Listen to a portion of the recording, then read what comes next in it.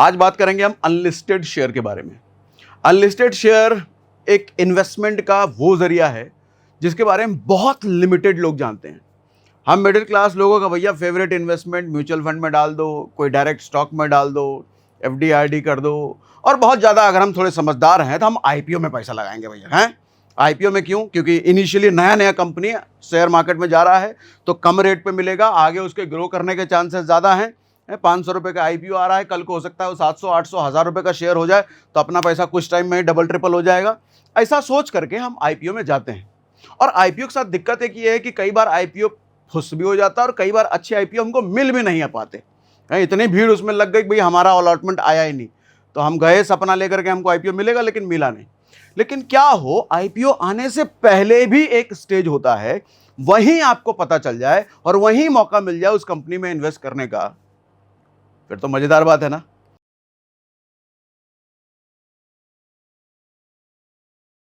आप इसको ऐसे समझो कि पहले के टाइम पे क्या होता था ना, अमीरों को पैसे से पैसा बनाने का बहुत सारे ऑप्शंस होते थे। हम मिडिल क्लास के पास कम ऑप्शंस होते थे क्योंकि हमारे पास बड़ा पैसा नहीं होता था। ये अनलिस्टेड शेयर कुछ वैसी कैटेगरी है। अब पूरा समझाता हूं इसको, पूरा आज डिटेल में इसके कंफ्यूजन जितने आज तक आपने पाल रखे होंगे या नहीं भी सुना होगा सब क्लियर कर दूंगा। इसमें रिस्क क्या है, रिवॉर्ड कितना बड़ा हो सकता है, सब समझाऊंगा।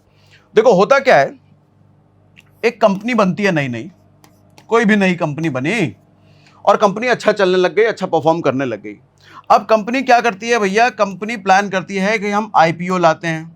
आईपीओ क्यों लाएंगे? हम शेयर मार्केट में जाएंगे। शेयर मार्केट में हम क्यों जाएंगे भैया? शेयर मार्केट में हमको ज़्यादा इन्वेस्टर्स मिलेंगे, ज़्यादा और पैसा आ सकता है, फिर कंपनी अपना बिजनेस एक्सपैंड करेगी, है ना। हमको कब पता चलता है ऐसी कंपनी के बारे में, अच्छी कंपनी के बारे में? जब आईपीओ आ जाता है तब।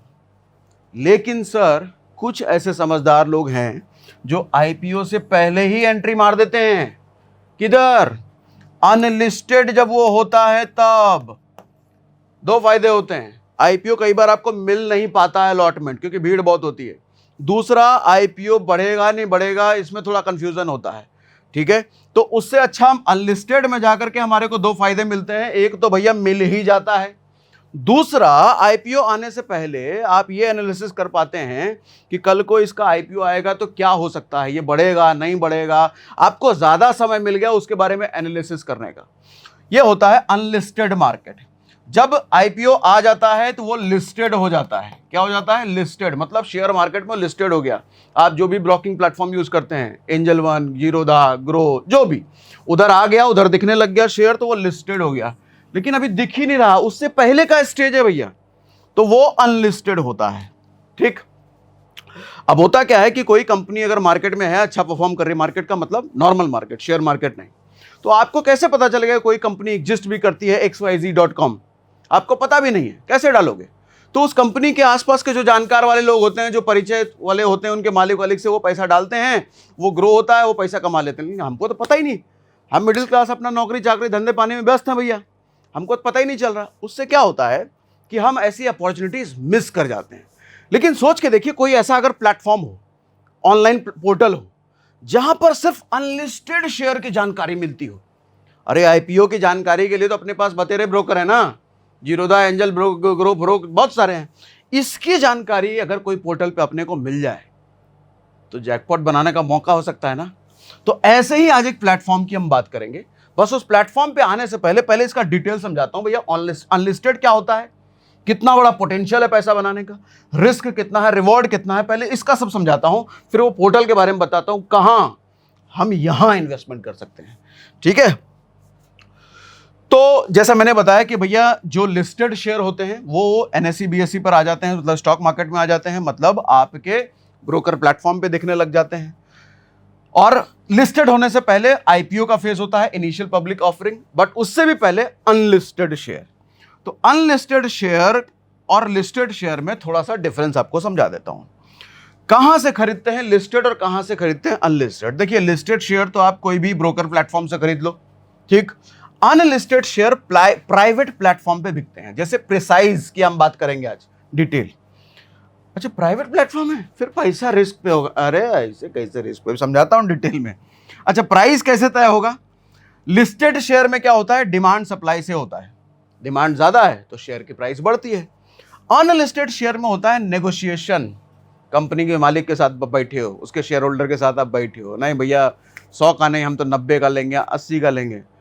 आपको इतना कहाँ टाइम है ये सब करने का? कोई नहीं, प्रिसाइज है ना, उसकी प्लेटफॉर्म है ना, उधर सब होगा। लिक्विडिटी बहुत हाई होती है, मतलब शेयर मार्केट में आ गया ना, वो ब्रोकर प्लेटफॉर्म पे आ गया ना, तो ज़्यादा लोग हैं, कभी भी खरीद कभी भी बेच सकते हो। अनलिस्टेड शेयर में लिक्विडिटी थोड़ी कम होती थी, कभी भी नहीं बेच पाते थे, लेकिन अब अगर प्रिसाइज जैसा प्लेटफॉर्म है तो ये प्रॉब्लम भी अब सॉल्व हो गई है। रिस्क की अगर बात करें तो लिस्टेड शेयर में रिस्क कम हो गया भैया, क्योंकि सारे सब कुछ रेगुलेशंस के तहत आ गया।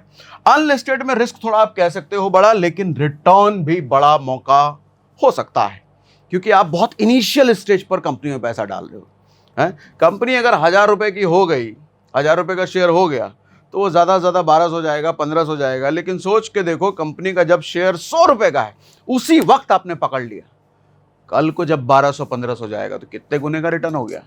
ठीक है, अब आओ इधर, मिथ और रियलिटी। अब तक अनलिस्टेड शेयर को लेकर के समाज में बहुत मिथ है कि, अब वो मिथ तोड़ता हूं। सबसे पहले अनलिस्टेड शेयर के बारे में कई लोग आपको कहते हुए मिलेंगे कि ये सिर्फ रिच इंस्टीट्यूशंस के लिए, मतलब अमीरों के लिए। ये मिथ नहीं कहूंगा, ये रियलिटी था। पहले के टाइम पे होते थे, करोड़ रुपए लगते थे भैया अनलिस्टेड शेयर में आपको पैसा इन्वेस्टमेंट करने के लिए। आज ऐसा नहीं हो गया है।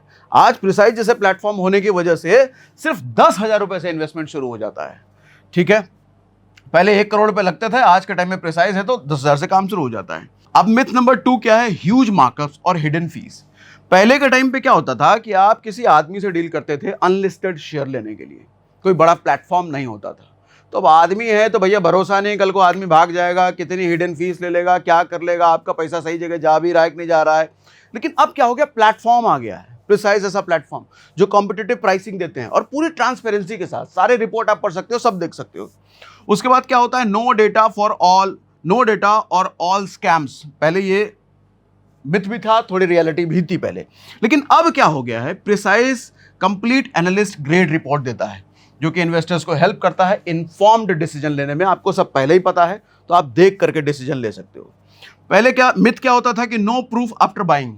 आपने अनलिस्टेड शेयर तो खरीद लिया, प्रूफ क्या आपने खरीदा है, ये एक मिथ होता है। जबकि रियलिटी ये है कि जब भी आप अनलिस्टेड शेयर खरीदते हो सर, आपके डीमैट अकाउंट में 24 से 48 घंटे में दिखने लग जाता है। इतना ही नहीं, CDSL और NSDL से आपको कंफर्मेशन भी आता है कि आपने ये खरीदा है। ठीक है, उसके बाद मिथ क्या है, you are stuck till IPO। एक बार अनलिस्टेड शेयर आपने खरीद लिया तो जब तक IPO नहीं आता आप उसको बेच नहीं सकते। सर ये मिथ है। अच्छा, इस मिथ में एक और मिथ है कि भैया IPO नहीं आया तब तक बेच नहीं आया, कल को हो सकता है IPO आए ही ना, उस कंपनी का अनलिस्टेड ही रह गया तो पैसा फंस गया। ये भी नहीं होता है प्रिसाइज की वजह से। प्रिसाइज क्या कहता है कि भैया कल को IPO आए या ना आए, कल को IPO आने में बहुत समय लग गया, आपको मन कर रहा है जल्दी निकलने का, निकल जाओ। प्रिसाइज आपको एग्जिट सपोर्ट भी देता है, सो दैट कि आप IPO आने से पहले भी बेच के अपना निकल सकते हो, IPO तक वेट करने की जरूरत नहीं है। ठीक, अब और कुछ बताता हूं अनलिस्टेड के बारे में, हाउ अनलिस्टेड इन्वेस्टिंग इवॉल्व्ड। समय समय पे ये भी कैसे बदलता रहा। पहले क्या होता था, रिजर्व था इंस्टीट्यूशनल अल्ट्रा HNIs के लिए, वही लोग सिर्फ अनलिस्टेड में पैसा डाल सकते थे। क्यों? क्योंकि इन्वेस्टमेंट बड़ा चाहिए होता है। अब क्या हो गया है, अपना इसने लोकतांत्रिक कर दिया भाई, सबके लिए ओपन है। 10,000 रुपये जब शुरुआत है तो कोई भी कर सकता है।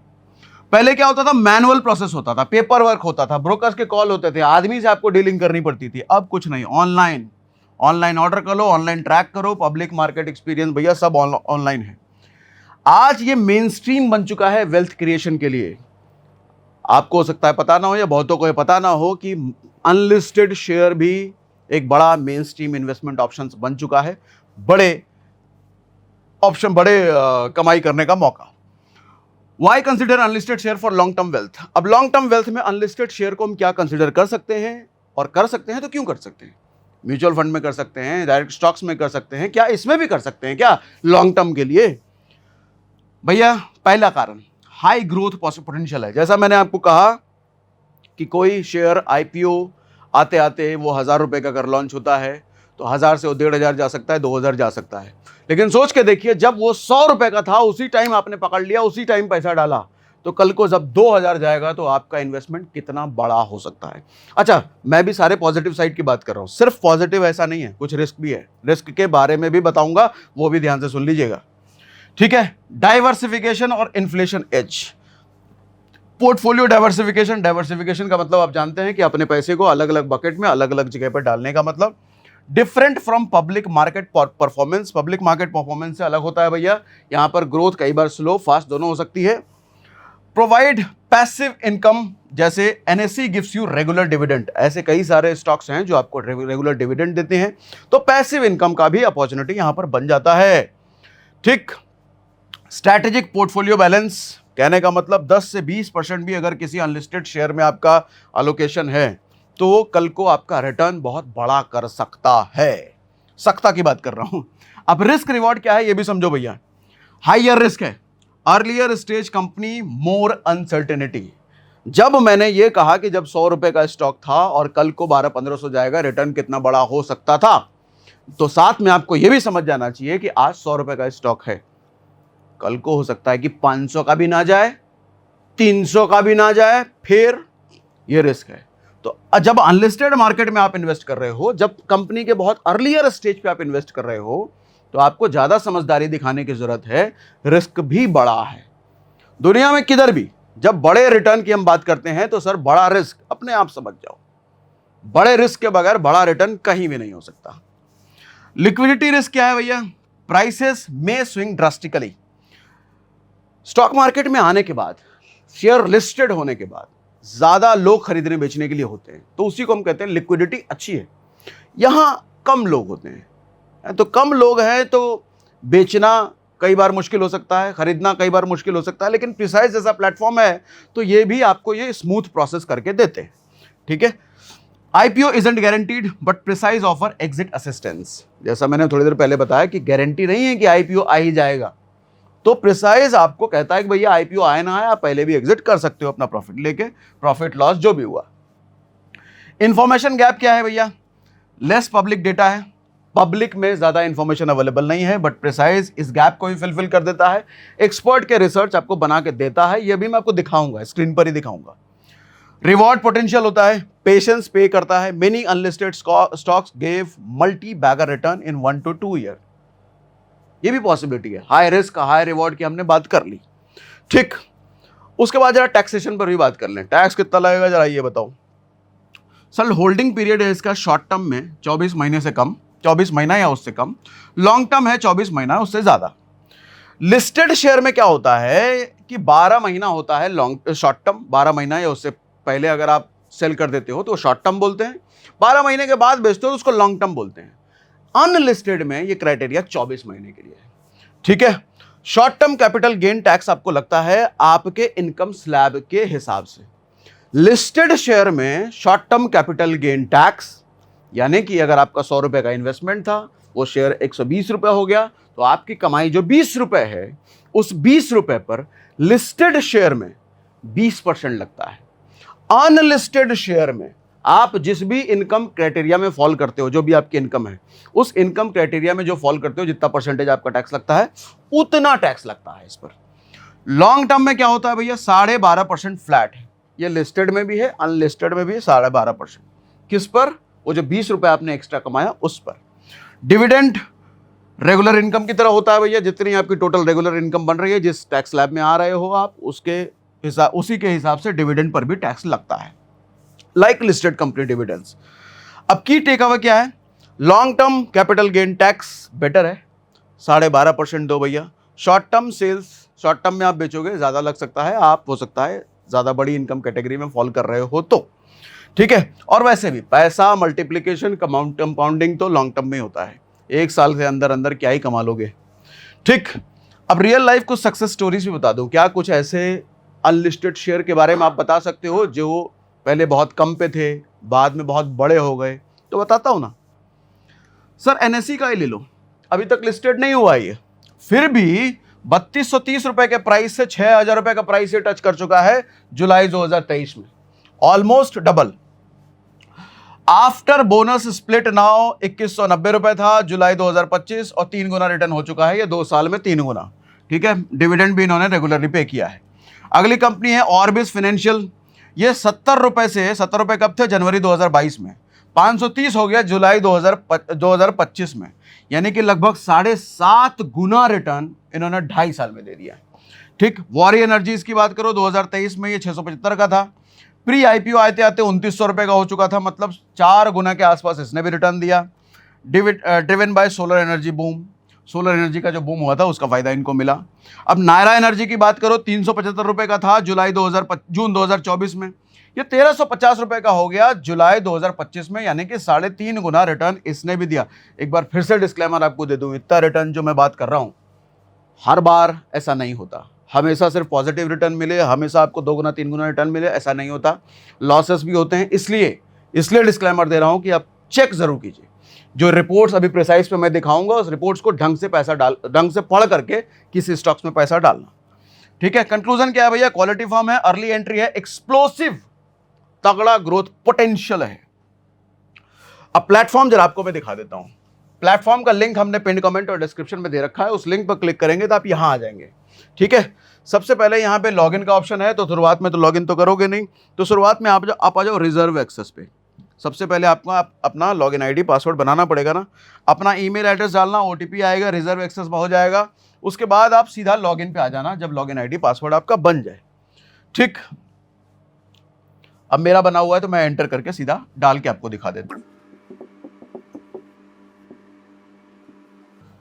हाँ, ये आ गया मैं इसके होम पेज पर। देखो भैया, होम पेज पे जैसे आओगे, डिस्कवर्ड का टैब है, यहां पर स्पॉटलाइट में एक से एक चमचमाती तलकती भड़कती कंपनियां यहां पे हैं, जिसको देख करके आपको लालच आ सकता है।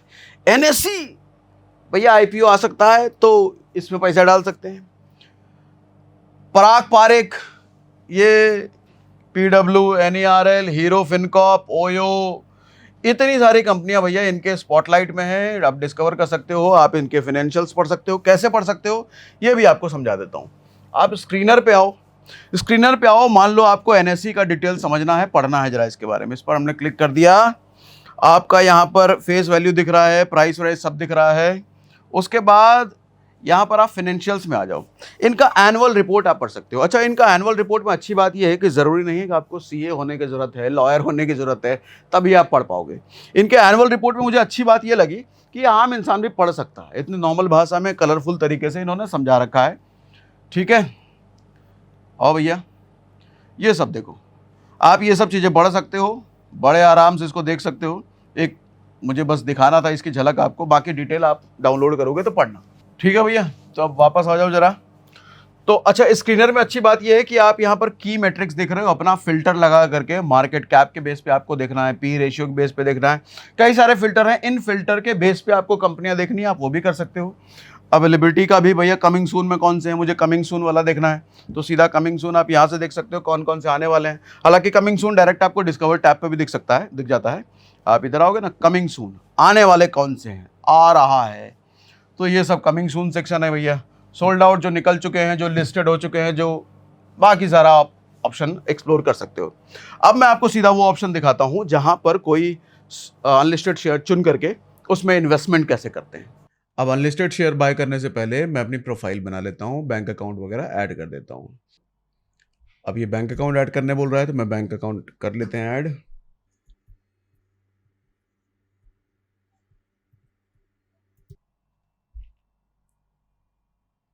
ओके, तो ये हमारा बैंक अकाउंट ऐड हो गया। अब यहाँ पर देखिए, इसके बाद ये मेरा डीमैट अकाउंट नंबर मांग रहा है, जैसा मैंने बताया कि 24 से 48 घंटे में डीमैट में दिखेगा। तो डीमैट अकाउंट नंबर अब इसको दे देते हैं।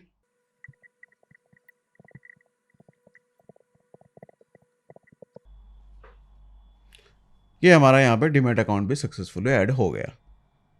मैं अब यहाँ पैन नंबर अपना डाल देता हूँ। अब देखो, ये हम आ गए होम स्क्रीन पर, ये स्पॉटलाइट में इतने सारे अनलिस्टेड शेयर दिख रहे हैं। अब लेट्स सपोज हमको एनएससी खरीदना है तो वो मैं खरीद के दिखाता हूँ। तो यहाँ पे ये कह रहा है 10,995 रुपये लगेंगे लाइस्ट। अब हमको फंड ऐड करना है सबसे पहले। तो अब हम यहाँ पर ऐड फंड कर लेते हैं, पे वी आई यूपीआई कर लेते हैं, एंटर अमाउंट इतना मिनिमम कह रहा है तो इतना तो कर ही लें। हो गया तो पे, और ये हमारा देखो ट्रांजेक्शन ऐड हो गया, हमने पेमेंट ऐड कर लिया। कंफर्म इन्वेस्टमेंट, अब पे नाउ फाइनली। हाँ, अब ये हमारा पेमेंट कंफर्मेशन हो गया, तो हमने बाय कर लिया एक अनलिस्टेड शेयर। ट्रैक में ऑर्डर में देख लेता हूँ।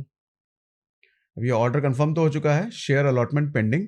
ये 2 बिजनेस डेज इसने बताया कि शेयर अलॉटमेंट हमें 2 बिजनेस डेज में मिल जाएगा। मैं अपना ऑर्डर ट्रैक कर सकता हूँ।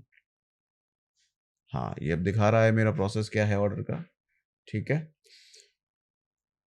तो देख लिया भैया, इस तरीके से आप इन्वेस्टिंग कर सकते हो अनलिस्टेड शेयर में।